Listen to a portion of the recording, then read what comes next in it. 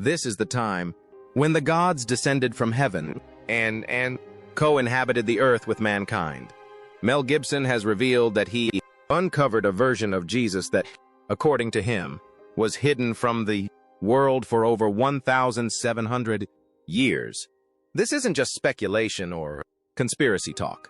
It's based on an actual manuscript kept in a remote Ethiopian monastery, a place so isolated it could only be accessed by rope. The text presents a depiction of Christ that is strikingly different from the one most people have been taught. Gibson claims that powerful figures in Western Christianity deliberately kept this version out of reach for generations. Now, he's bringing this story to life in a major film project reportedly worth $100 million. The Ethiopian Bible didn't just endure through history. It feels like it was waiting to be discovered. And what it reveals about Jesus challenges many of the assumptions you may have brought with you.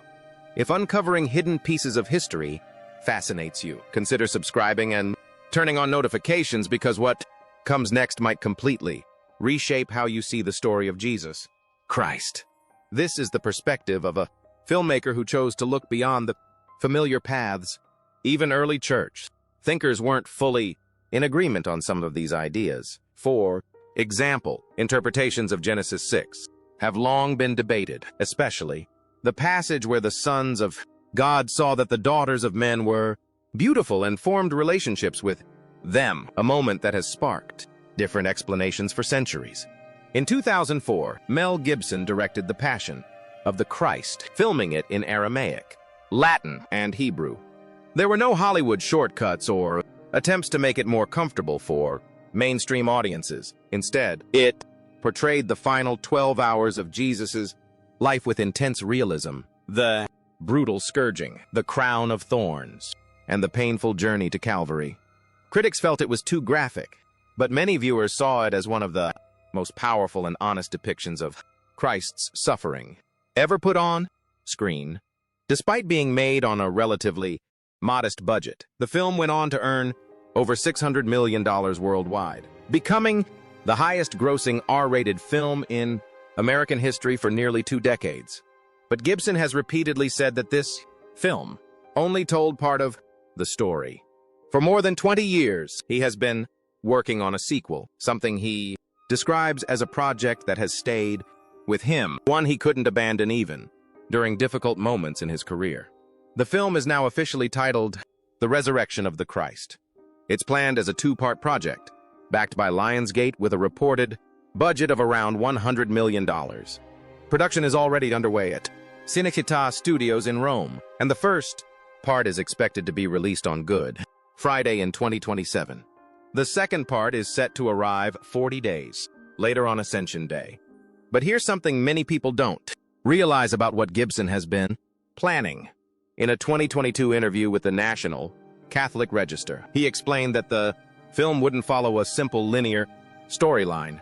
Instead, it would move across different points in time, blending the resurrection with events from the past, the present, and even other realms.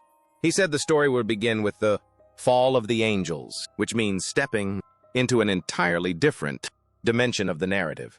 Later, on the Joe Rogan Experience, he expanded on that idea. He mentioned working from 2 scripts, one more traditional and another far more abstract and symbolic. In his own words, it's like entering other realms, witnessing hell, and seeing the fall of angels unfold. And this is where things take an interesting turn. That kind of journey of Christ moving through different heavens, confronting fallen angels, and descending into hell was actually described in ancient texts written nearly 2,000 years ago, not from a filmmaker or a modern theologian, but from monks living in remote cliffside monasteries carved into the mountains of Ethiopia. According to this idea, Gibson may have come across something significant, but before getting into that, there's a bigger claim to consider, that certain ancient texts were left out of what most people came to know. One of those texts is the Book of Enoch, especially the version preserved within the Ethiopian tradition, which some believe reflects very early biblical material. The book itself is thought to have been written centuries before the birth of Christ, possibly around 300 BCE. For much of Western history, it wasn't included in the standard biblical canon, so most people never encountered it. Inside its pages is a vivid description of a powerful divine figure, so detailed that it naturally raises questions about why it isn't more widely known. In chapter 46, Enoch describes a figure with hair white like wool, a face full of grace, standing amidst streams of fire in a heavenly court. Angels bow before him. The wicked are judged, and at the center is a radiant being who holds authority over all creation. He's called the Son of Man, the Chosen One, the righteous judge. Throughout the text, this figure appears again and again, not as a gentle teacher, but as a commanding presence, with immense, almost overwhelming authority presiding over the fate of every soul. Now compare that to Revelation 1:14, written by John of Patmos around 95 AD, centuries after Enoch. His head and hair are described as white, like wool, pure and bright like snow. His eyes burn like fire. In both accounts, his feet resemble polished bronze refined in a furnace. His voice is compared to rushing waters or rolling thunder. From his mouth comes a sharp expression of authority and judgment. Both portray blazing eyes and a face shining with an intense, almost overwhelming light. Now imagine a scholar sitting alone late at night in his office at the University of Iowa. Two ancient texts lie open on his desk. Enoch on one side, Revelation on the other. Dr. George Nicholsburg, who spent decades studying and translating. First, Enoch reads them side by side yet again. At some point, he pauses and sets his pen down. He later reflected that it took years to fully grasp what he was seeing. The similarities weren't vague or coincidental. They were clear and striking. His conclusion was simple. The author of Revelation wasn't creating something entirely new. He wasn't introducing a brand new idea. He was echoing a vision that was already ancient by the time John ever wrote a word. That realization stopped him in his tracks. And here's something even more surprising. The Epistle of Jude, which is part of the Bible today, directly quotes the Book of Enoch in verses 14 and 15, almost word for word. Jude treats Enoch as a source of authority, placing it alongside the Torah and the writings of the prophets. Early church figures like Tertullian and Irenaeus also referenced it openly, considering it a genuine form of revelation. Scholars who study the Second Temple period agree that Enoch wasn't some obscure or fringe text. It was widely read and deeply woven into the religious world in which the New Testament was formed. The authors of the New Testament knew it, quoted it, and treated it with respect. But a few centuries later, that changed. In 363 AD, the Council of Laodicea formally excluded it from the accepted canon. Over time, many copies were lost or destroyed, and the text came to be seen as controversial, something considered too complex or risky for widespread use.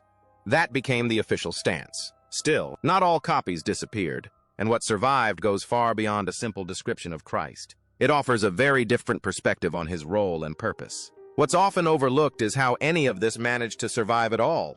The credit largely goes to dedicated communities of monks. Early missionaries from Syria traveled to what was then known as the Kingdom of Aksum, bringing with them a wide range of religious writings and traditions.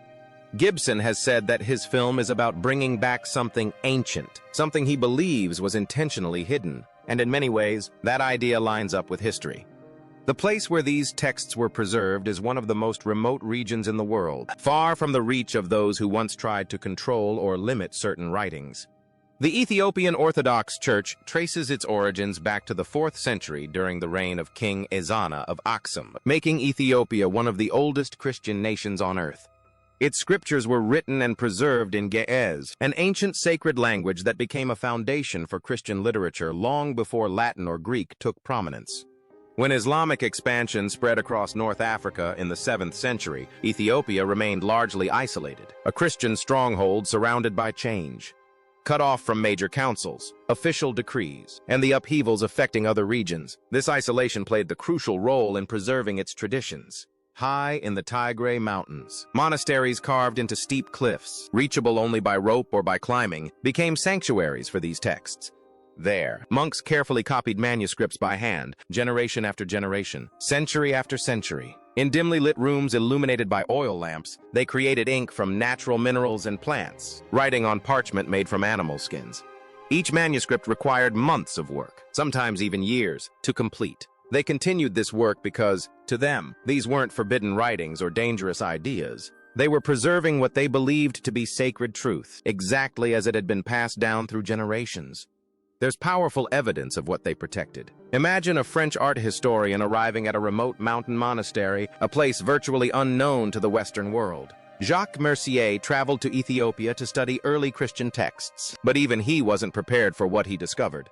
He later described the moment as overwhelming. In front of him were vivid full-color illustrations of Christ's life, preserved in remarkable condition for more than 1,500 years.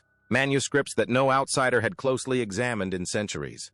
Among them were the Garima Gospels, which have been radiocarbon dated by a team at University of Oxford to somewhere between 330 and 660 AD. These are considered some of the oldest surviving illustrated Christian manuscripts anywhere in the world. The Ethiopian Bible itself contains as many as 88 books. Compare that to 66 in the Protestant Bible or 73 in the Catholic version. This isn't a minor difference. It includes entire texts like the Book of Enoch, the Book of Jubilees, the Ascension of Isaiah, and the Book of the Covenant. Complete writings that aren't found in most other biblical traditions. These were texts early Christians read, quoted, and often treated as meaningful and important. Over time, different church traditions made decisions about which books to include in their official canon, and others were left out. But what's striking is that these preserved writings offer perspectives on Jesus and early belief that can feel very different from what many people are familiar with today. The version of Christ most people never hear about. The Book of Enoch was part of early Jewish discussions that tried to explore and expand these ideas. Gibson has said that the Christ he's portraying in his 2027 film will be unlike anything ever shown on screen. And once you look at the Ethiopian texts, it becomes clear why.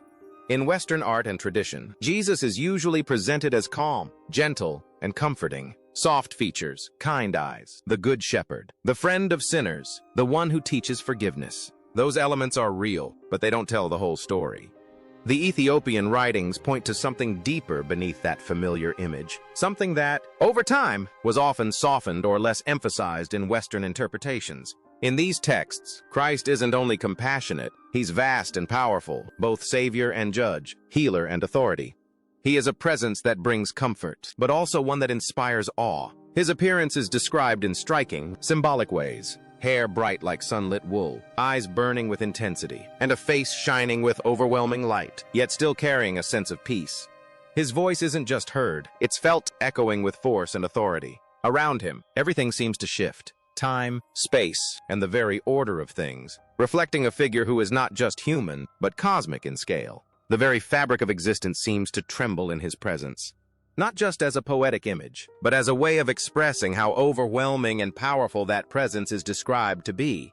Some traditions, especially those preserved in Ethiopia, present a version of Christ that feels far more intense and awe-inspiring than the softer, more familiar image many people have grown up with. In many Western portrayals, the focus has often been on a gentler, more approachable side, something comforting and easy to understand. But these other texts suggest there's more beneath the surface, and this is where things become especially thought-provoking. It's not just about how Christ is described, it's about what he is said to have taught. In one passage, Jesus says, "You are not children of dust, but children of light." Take a moment with that idea. In much of Western Christian teaching, there's a strong emphasis on humanity being fallen, flawed, and in need of redemption. Created from dust and separated from God, relying on divine grace for salvation. These other writings, however, place more focus on a different perspective, one that highlights a deeper spiritual identity and connection. Different traditions have emphasized different aspects of these teachings over time, which is why these contrasts can feel so striking when placed side by side. This perspective turns the usual idea upside down. If human beings are described as children of light, and if the divine isn't far away, but present within each person, then the relationship with God becomes direct and personal, something that doesn't rely on any single institution to mediate it. In that view, salvation isn't something handed out from the outside, but more like a realization or awakening to something already within. When texts say, "The kingdom of God is within you," it can be understood as pointing toward an inner spiritual reality rather than something distant.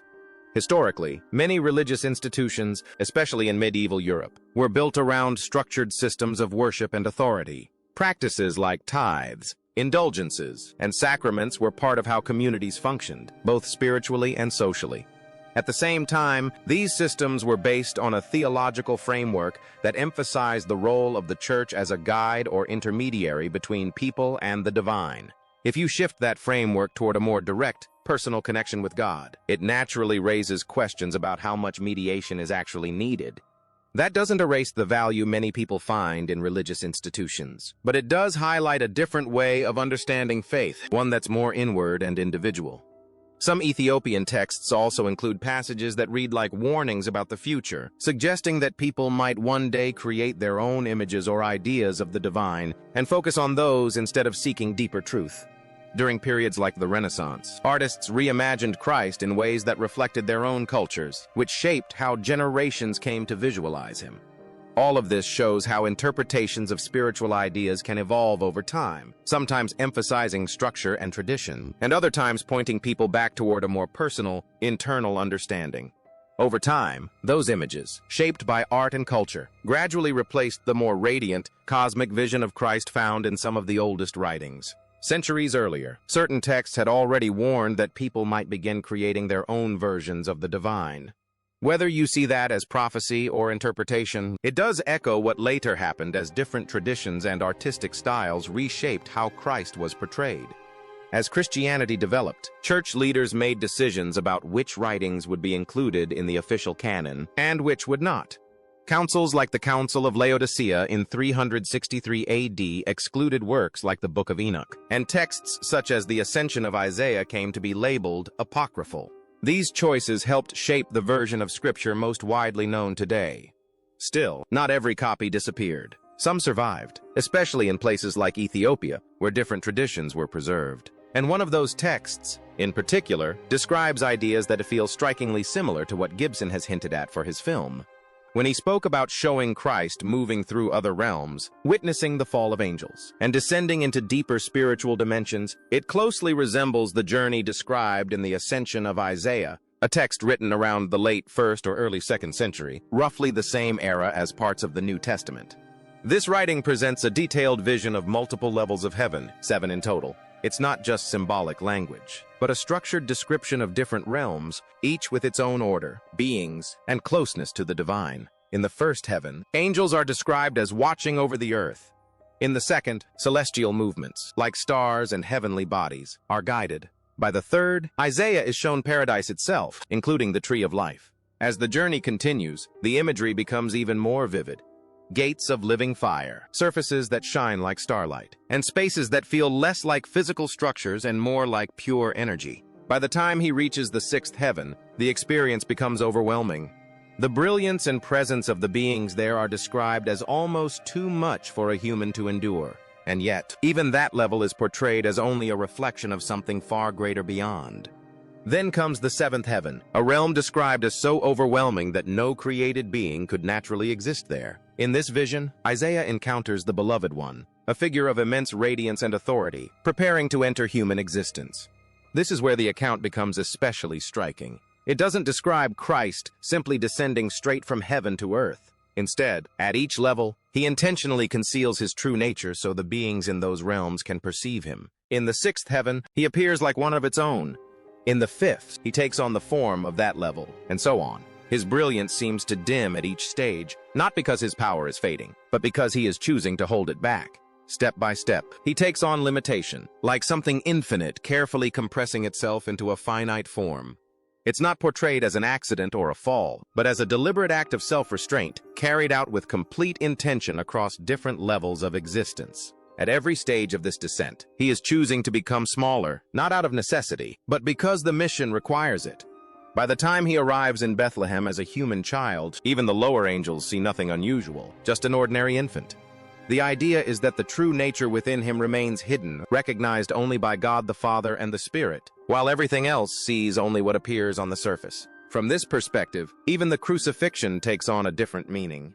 Instead of being seen only as a historical or symbolic event, it's described as something far more cosmic in scale. The one understood as the source of life itself experiences death, not as a metaphor, but as a real event within that framework.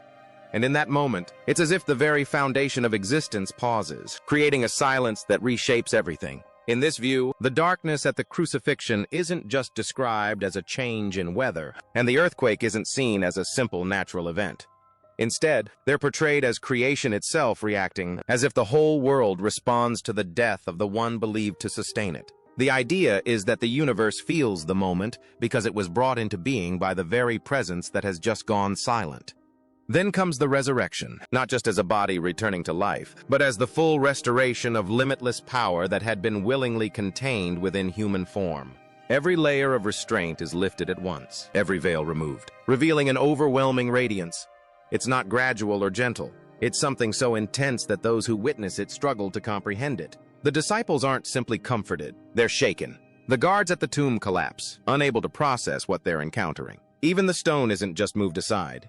It's as if what lies behind it can no longer be held back. This is the kind of resurrection Gibson has said he wants to portray. What's fascinating is that texts like the Ascension of Isaiah describe a very similar sequence long before modern times. The layered descent, the deliberate concealment, the crucifixion as something cosmic in scale, and the resurrection as a release of full divine glory. From this perspective, it's less about inventing something new and more about revisiting ideas that have existed for nearly 2,000 years. In Ethiopian Christian tradition, these concepts are still part of living belief. Christ is understood as both deeply compassionate and overwhelmingly powerful, fully human, yet unmistakably cosmic. Religious artwork often reflects this, portraying him with strong, expressive features and surrounded by radiant light, emphasizing both his humanity and his divine presence. There's also a difference in emphasis. In many Western traditions, Jesus is first presented as a source of comfort. In the Ethiopian perspective, the initial response is often awe, recognizing the magnitude of who stands before you, followed by that sense of comfort. In these Ethiopian writings, Christ's miracles aren't seen simply as acts of kindness. They're understood as moments where the natural order is restored. When he calms a storm, it's as if nature itself responds to its source and becomes still. When he walks on water, the image suggests creation recognizing him and supporting him. Healing the sick is portrayed as restoring what was broken back to its original design. And raising the dead is described as calling life back to where it belongs. Each miracle carries the same underlying message, expressed in different ways. Creation responds to the one who brought it into being. In these texts, Christ is also described as the living word, the force through which reality exists and is sustained. Light, sound, matter, and life are all seen as flowing through that presence, held together moment by moment. It's an ancient idea, written nearly 2,000 years ago, that in some ways echoes modern discussions in physics about energy, frequency, and vibration. In that framework, if that sustaining word were ever removed, existence wouldn't slowly fall apart. It would simply stop. What's less known is how close some of these texts came to being lost. Imagine a scholar like Steve Delamarter presenting his work to a room of historians and theologians. For years, many viewed the Garima manuscripts he studied, preserved and cataloged at the Hill Museum and Manuscript Library, as interesting, but not central to the broader story of Christianity. He has said that one of the biggest challenges of his career was convincing others that these texts deserved far more attention. Today, ongoing research and digitization efforts are starting to support that view. Manuscripts like the Garima Gospels show a highly developed tradition of art and scholarship in the kingdom of Aksum, one that rivals anything produced elsewhere during that time. As a result, historians are beginning to reconsider where some of the most advanced Christian traditions may have developed during the first millennium. Increasingly, attention is turning toward those remote monasteries where generations of monks carefully preserved these works. Then there's the interesting overlap with Mel Gibson's vision. He has often described Scripture as grounded in real history and has spoken openly about his Christian faith. Yet the kind of story he talks about, Christ moving across different realms, confronting fallen angels, and bridging heaven, earth, and the underworld, doesn't come from the standard Western biblical narrative alone. It closely reflects ideas found in Ethiopian texts.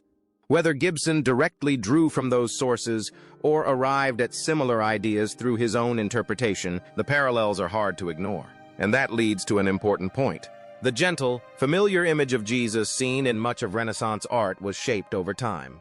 It represents one interpretation, but not the only one. The powerful, radiant figure described in the Book of Enoch, the one who descends through the heavens in the ascension of Isaiah, the living word said to sustain reality itself. This is a very different portrayal of Christ.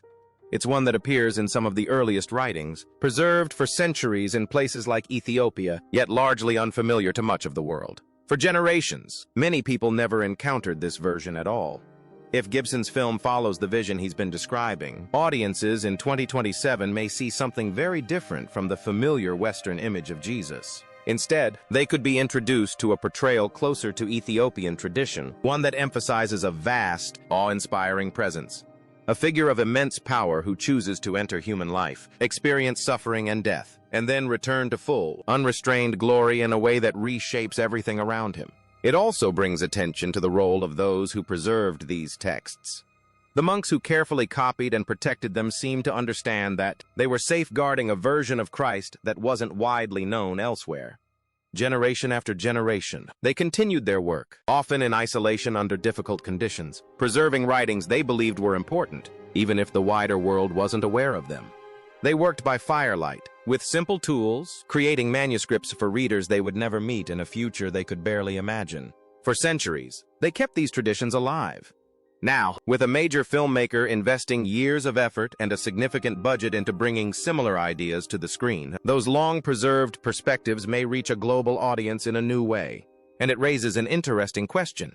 If some texts were preserved in remote places for so long, what else might still be out there waiting to be rediscovered? If you're curious about these kinds of hidden histories and lesser-known writings, there's always more to explore. Many ancient texts, traditions, and interpretations that continue to shape how we understand the past.